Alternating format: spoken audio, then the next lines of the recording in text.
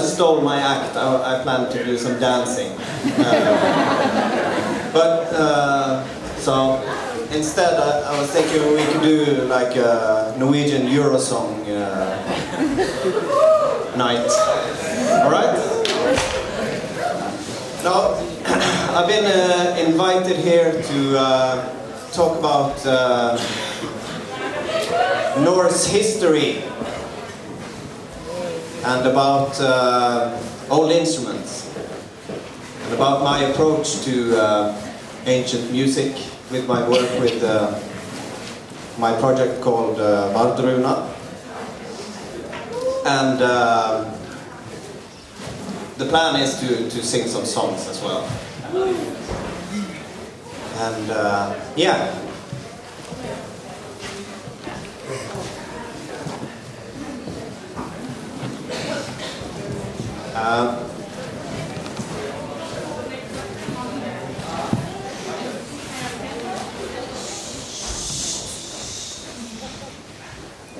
Good.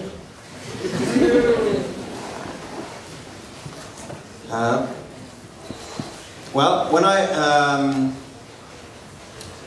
used to be a black metal musician. I did play lots of different stuff, but for many years I was a metal musician. I was a drummer, and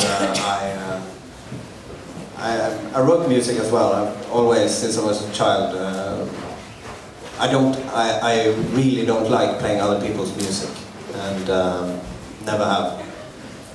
Will probably never do that either. So I've always had this drive to create. I need to create. And I come from a country that have, sadly, they have forgotten their roots. We have forgotten our roots. And so at some point, my interest for these things is something I've carried with me ever since I was a child. Because I had a father who told many stories about history, about the old culture. Would take me to historical places and etc. So my interest for it was there, and at some point I got interested in the more practical, esoteric part of my tradition, such as runes and yeah, basically magic. And this grew deeper and deeper, and the need to I really felt that something was missing, because in Norway there were nobody sort of taking in this history, these tools, this wisdom with both hands, and sort of interpreting them on their own premises, rather than just dabbling with the lyrical themes or we have folk music that sort of dabbles with the themes, but never really digging into it. Also world music. So I really, and I could hear the music, and the need to basically start doing this. And yeah, like I told you, I was a drummer, played some guitar, so I'd never played any of these instruments, never really did much vocals or that sort of stuff.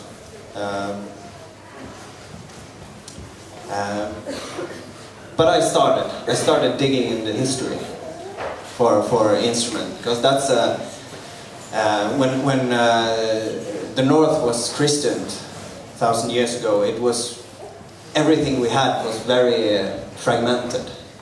The old culture was basically ripped apart, and so you find bits and pieces here and there. So that work had to, yeah, I started going into that, and I started coming across these beautiful instruments that I just needed to have in my vision.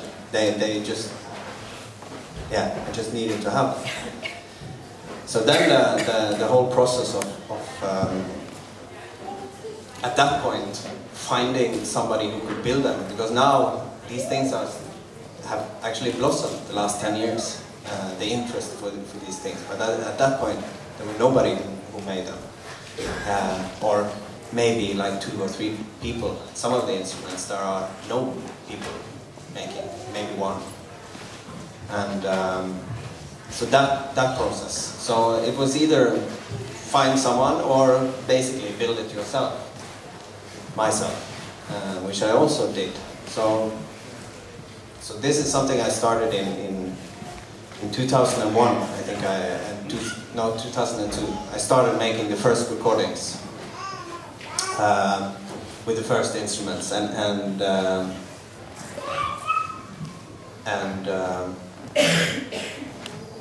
you know, it's historically, music has always been about something more than just music. And that's the case in Norse tradition as well. It's about as much about what's behind the music as the music itself. That's just as important. Kind of the same as black metal once was, when it still was an interesting genre, before it became technique-based. You have the same with classical music today. It's technique-based. But if you go back, the meaning behind it was incredibly strong. And the same goes with world music, musica mundana, which is the old term for it. And that was basically a term for spiritual music. Music with feelings and soul and in it. But today, it's basically, at least in Norway, I can't say what world music is here, but in Norway, world music is jazz camouflaged as yeah, they sort of invite some Sami lady to stand in the back and yoik for some songs, and then it's full-on jazz. Or some African playing the bongos for a bit. But basically, it's lost its original meaning. And so I really wanted there to be, I wanted to think differently. I wanted to have every stroke on the drum mean something. The number of beats, what beat it is in. Every breath I take, every word carries meaning.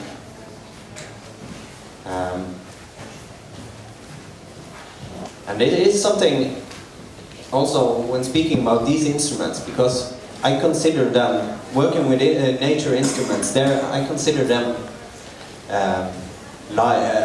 they're more alive. They have their will of their own. That's one thing. But also making them. Like for instance, when I made my drums, I did basically everything, but I didn't shoot the animal because I'm no hunter. But I skinned it. I did. I put it in a river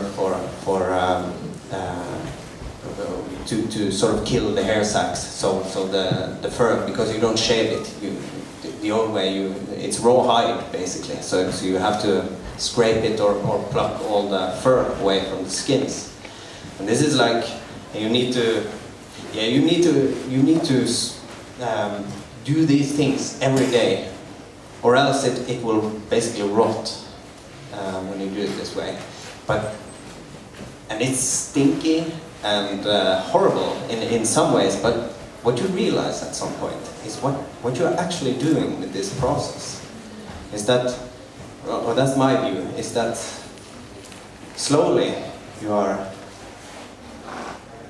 basically bringing the animal back to life giving it a new direction, a new voice, and the same goes for all of these instruments, basically. And I think that consciously or subconsciously, the receiver of my music will know the difference. I could easily cheat, that's no problem. And the same goes, I'm making a trilogy now, with where I make music to the runes. And the runes, well, apart from being letters that you can write words with, they're also related to different aspects, such as they can carry the meaning of a secret, of knowledge, of sound, and also each rune carry a symbolic value.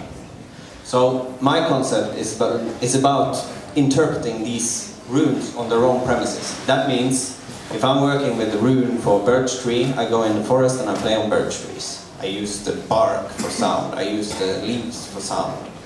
And I